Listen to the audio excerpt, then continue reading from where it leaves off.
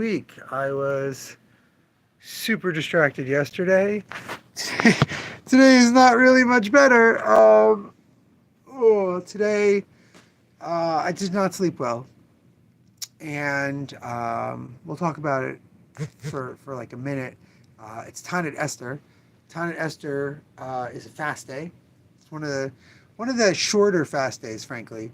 Uh, Usually happens after the clock has changed, so about the beginning of sunrise, like the slightest bit of sunrise is when the fast starts, and then the fast ends. Hey Joe, and then the fast ends after the end of sunset. So it's about 7 a.m. to 7:40. I am early, Joe. I'm talking about why. But considering how little sleep I got and considering how crazy yesterday was, it's not an easy fast for me. Fasting is not so difficult for me. I have been doing it my whole life, intermittent fasting, whatever they call that. We fast for Jewish reasons, for religious reasons all the time, multiple times a year. But with a really bad night's sleep and the fact that I didn't sort of wean myself off, I like before fast days to drink a little bit less coffee. But the last 2 days have been insane, and I drank quite a bit of coffee. So it's a rough day for me today. I'm just a little out of it. I'm trying to do simple. I'm like not putting any. I came in and 3 of the posters that I've put up in the last 2 days fell overnight, and I was like, not dealing with this today. I was just going to do paperwork, damage reporting, deal with any customers who come in, and price books. I then got a phone call right before I was starting this live stream from HarperCollins about the new Alison Bechdel book that's coming out in May. Yep, new Alison Bechdel book. Looks really tremendous. Also, once again, colored by her wife, Holly, to get signed copies. So they needed to put the order. I already said I was interested. They were putting the exact order together. And so I did that, and I put an order together for a bunch of other things because they were offering a discount. And then I was able to come here and do the live stream. I'm doing the live stream early because, one, yesterday I fell out. Go right ahead. My fasting has nothing to do with anyone else's fasting. Unless you're an actual Orthodox Jew who follows all those traditions, there's no reason you should be fasting. Before I got even more out of it and distracted, I figured I'd look at those new books, show off the new books, because we didn't do that yesterday because I was so distracted. So, without further ado, we've got Cruel Kingdom #2. That's the EC science fiction style horror magazine. We've got Roman Dirge's Lenore, The Time War, second issue of that miniseries. We've got the second issue of Green Lantern Corps. As you can tell, I got bundles of this discounted. Green Lantern Corps #2. I probably will get the bundle of #3 just because the Green Lantern Corps show has finished shooting and they're actually putting it out. So I do think we'll be able to move a few of those. Detective Comics 31, famous Batman issue, reprinted I think only for the 4th or 5th time. A new Minor Threats book, Welcome to Twilight. Mike Allred on some of that art. I think he drew the whole thing, actually.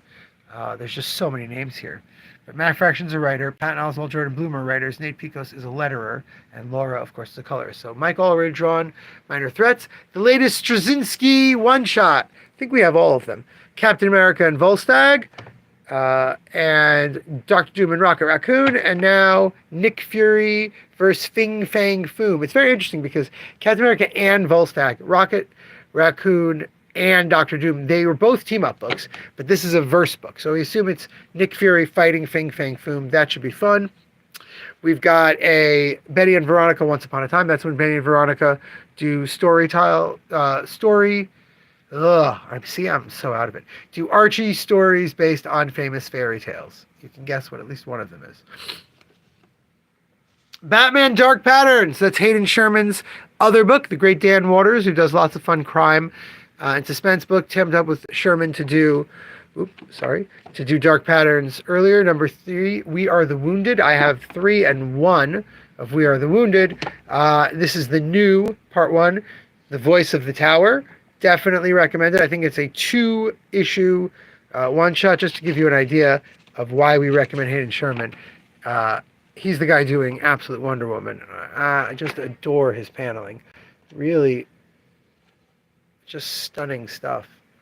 Even if you're not going to get the single issue, you're waiting for the trade, consider anything by Hayden Sherman. Then we have single issues. I've talked about numerous times this week my Marvel misorder. Some glitch in the system had them double my Marvel orders. So there's literally 4 or 5 books on this shelf that I wouldn't even have normally. Some I would have sold out of already. But yeah, Sherman's big thing with paneling is creating a depth to the art. It's really wonderful. So these are all the ongoing books. I keep saying we're trying to cut our orders, yet there's 1, 2, 3. I've already passed 3, 4, 5, 6 of these books wouldn't have even been on the shelf if I hadn't had that glitch happen with my Marvel ordering. It's not terrible. I'm discounting. I'm going to go on Blue Sky later and offer a discount, but if you're watching right now and you want me to add to your pull or to ship you any of Amazing Spider-Man, we have a Rivals cover and the regular issue. We've got this gorgeous Ian Bertrand cover for the new Iron Man book, issue 6. Actually, can I include Namor? Either of these covers for Phoenix, West Coast Avengers, X Factor, X-Men, which also has a Momoka cover. Any of those will give at least 25% off. If you order more of them, you'll get less. But that's not all. But wait, there's more. We also got, in our Diamond order, a bunch of graphic novels that I put out. Now, we also got a few graphic novels today that were a little late, but I'm just going to put them out next week. But since these came out Wednesday, I went with it and we put them out. So first, we've got Rahua, which I cannot pronounce.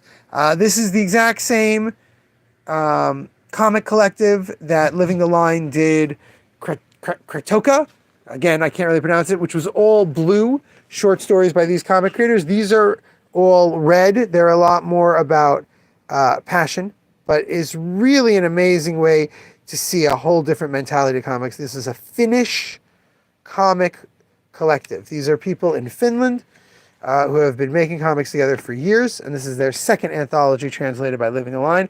I loved that first one, so we got a bunch of it.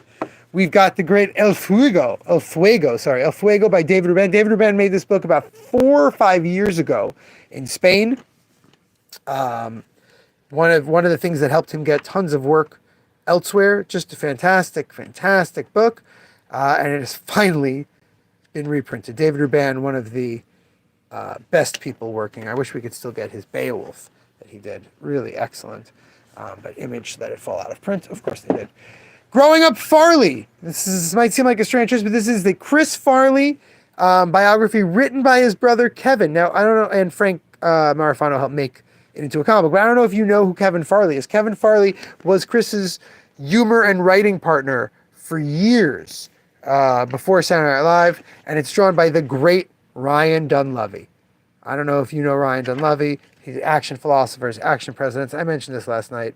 A really gorgeous, wonderful book about someone who really was a different kind of person than someone you normally hang out with. Chris Farley was always that guy who I was like, if I knew this guy, I bet I would hate him. But that was just the public persona. And everyone who knew him personally said he was just wonderful and sweet and, a little crazy. Lastly, we have the big Kaza book that's like a month late. Arcadia and the Lost Time. These are all the Arcady stories from heavy metal in the late 70s and 90s. Look at this art. This is that pure European stuff. This is Droulet, Mobius, and Kaza. He's the third name in that listing, and there's a reason for it. Absolutely surrealist alien stories. If you want, you can go Carson Gruba on Living the Line, the guys who did that anthology I just showed you. That publisher has a great YouTube channel as well. And you can go on their YouTube channel. They have a whole review of this book to check it out, discuss why it's important. But yeah, those were added. All those single issues. Purim is tomorrow. We are closed. We don't usually close on Purim. Those of you who have been following this live stream for the we'll get there in a second, 5 years that it's been going on, know that on Perm I usually bring my gigantic Thor Slurpee mug filled with some low alcohol wine and drink all day to go with the tradition of Perm, but it's Friday. Friday, we're only open 3 hours anyway. My parents wanted us to come to them for the Sabbath. Even though the clock changed, it would still be very tricky to get there, plus running around for Perm in the morning. So, tonight we're closing early. Tonight we close at 7 p.m. so I can go hear the Megillah. I could read the Megillah myself, but there's an extra mitzvah to hear it publicly with a crowd. I don't like crowds. It's not a thing I like to do. It's a sacrifice I make for my religion. And then we're going to load the kids up in the car, drive to New Jersey to my parents, and spend the rest of Perm with them, and a nice little Sabbath. So hopefully, there was a daylight savings time thing, Mark. They're trying to get rid of it in the United States, but it changed back to normal time, I think, in spring. I can't even keep track anymore. As I said, 5 years. Let's just wrap this up. Tomorrow, because it's Purim, because of what's going on, I don't know if I'll do a live stream, but I haven't really been doing them on Friday. But I'll be back Sunday, and I'll tell you all about my weekend. But by Sunday, I think we will have crossed over the 5-year mark. I believe the first live stream, not the first daily live stream, but the first live stream, I think was the 14th or 15th. I can never remember. It's possible it's as late as like the 20th. And it was the 19th that we did the first one, and then the next one was the 20th. No, it was last weekend, Mark. Already here, it was last weekend. Right, in Europe, I know. They do it on a different schedule. So I wasn't even thinking of how different it would be for you. Anyway, 5 years ago, we started this on Facebook. Oh, by the way, in the end of May, I think, Facebook's taken down all those videos. They've changed the live policy. So they've offered me to download them. And I was like, download them? You want me to download 1,200, right? 1,200? 11.99 live streams that I did? Some are hours long. You want me to dedicate probably gigabytes worth of downloading, maybe a full day of time just to download my live streams off your servers? I don't know if I'm going to do that. This might be lost forever. Joe, if you like going, I can't believe anyone would do this, but Joseph, if there's anyone, it would be you. If you enjoy going through old live streams, get on Facebook. They're not going to be around much longer.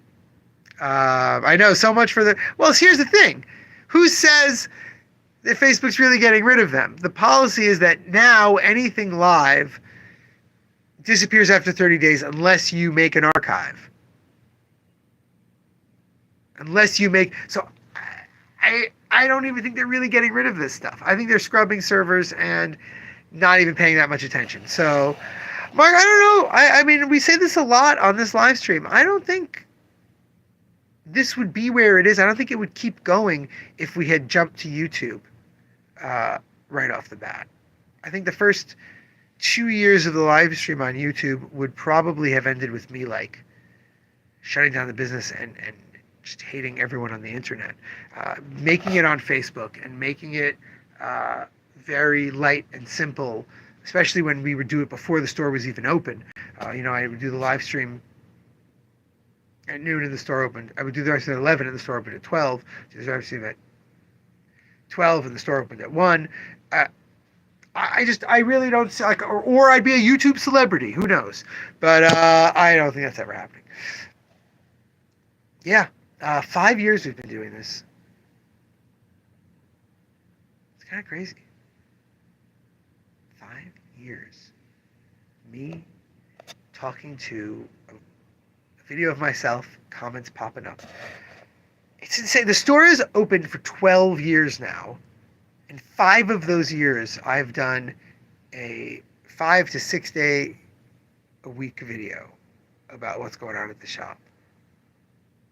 And business has not gotten better. I honestly, we stayed open. We were only able to be open in 2020 and 2021 probably because of the live stream. The live stream really boosted a lot of sales in those tough times, but now they just get Joe to buy one or two extra things. Now, there's other people who watch and listen who do grab things they see on the live stream. It's not in and of itself its own thing. It's for people who are already customers to come in and get stuff. It's for people who are interested in comics or comic history to discuss stuff.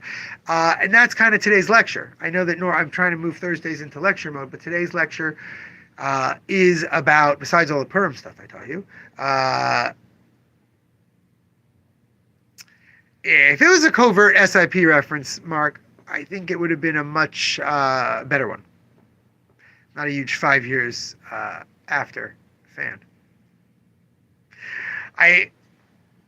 Great, Mark. You got me start talking about Strangers in Paradise and Terry Moore. Let's not. Let's talk about the live stream. Good try though, buddy. Yeah, in those 5 years, a lot of craziness has happened. A lot of things have gone down. A lot of things have changed for the store. I was just on the phone. I told you with HarperCollins making an order when I said, yeah, I can't even do events anymore. I'm not sure. I need really big names. And the guy was like, oh, well, they haven't really started doing this yet, but in fall, so-and-so has a new book through us, and they've made it clear that they'd love to go all over with it. And I said, is so-and-so's wife going to be touring with them? Because so-and-so's wife is also a tremendous comic creator who we love here. And if we could have both of them, we would go all out. So-and-so's wife has a bunch of books that are put out by Wizards of the Coast that are D&D related. And I said, they could host a premiere session across the street. Like, we'll go big. But yeah, they'll put the request in and we'll see. Wow, live stream. We did live streams. We did a live stream with my father. Remember that Father's Day 2022? We had that's on Facebook. Go see it now before it's gone. We had Ryan Dunleavy, who we just looked at that Chris Farley book. Ryan Dunleavy and Fred Van Lente, who did Action Presidents on President's Day. Was it Father's Day or President's Day? It was Father's Day. It was summer. So for Father's Day, I had my father and those two guys discussing fathers of the country and the history of America. Who else? We used to have Andrew Cronky, who G.I. Joe 314 we sold out of. If I would have done the live stream on time yesterday, you would have seen it. But our little Andrew, we had him on when he was doing Tartarus, when he did the art in this book. And then we, great book, by the way.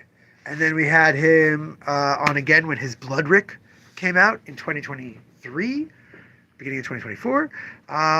Who else? What else have we done on the live stream? Oh, thanks, Mark. We'll see. It's September, so I can't even think that far ahead. I have people talking about stuff in May, and I'm like, oh yeah, I should probably get guests for Free Comic Book Day. I didn't last year. I just had the local creators. I should probably try and hit up Josh Hickson to try and see if he can convince James Tinian to come out here and do a big event with us. But I just don't have the bandwidth for it. I haven't been ordering heavily for Free Comic Book Day. I got 25 copies of most of the books because I just don't expect a gigantic crowd.